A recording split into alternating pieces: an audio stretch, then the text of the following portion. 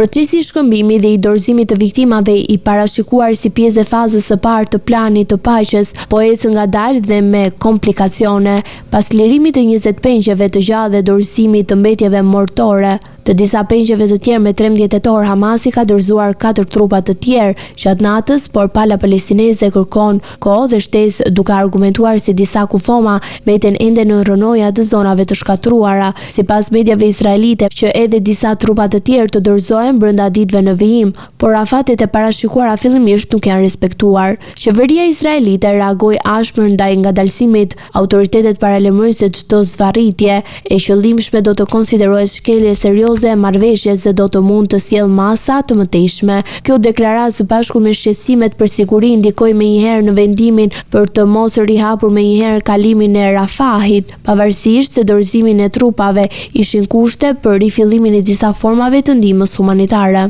Marrëveshja u nënshkrua në Sharm el Sheikh përmban disa pika kyçe tërheqje të pjesshme të forcave izraelite nën kontrollin e rreth 53% të territorit, këmbimin e pengjeve dhe lirimin e afro 1968 të burgosurve palestinez. Megjithatë, dy elemente vendimmarrëse, çarmatimi i strukturave të armatosura dhe sigurimi i kushteve për ndërtim, mbeten pika të nxehta negociatash.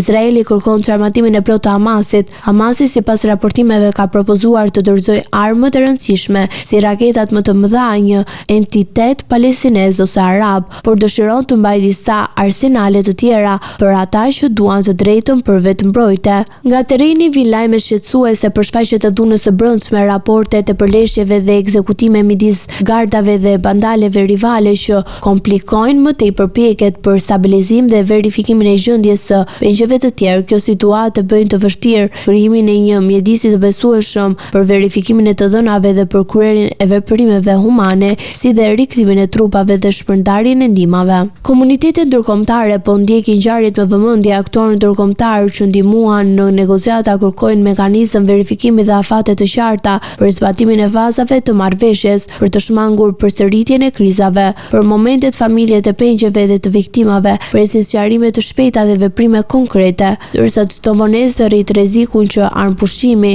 të dobësojë dhe të rifillojë përshkallësimi i konfliktit. Në përfundim, nëse faza e parë sjell veprime humanitare dhe disa lirime të ndjeshme, stabiliteti i mëtejshëm mbetet i lidhur ngushtë me aftësinë për të zbatuar të gjitha pikat e planit, përfshirë kthimin e të gjitha trupave, çarmatimin dhe garantimin e aksesit të pandërprerë të ndihmave humanitare.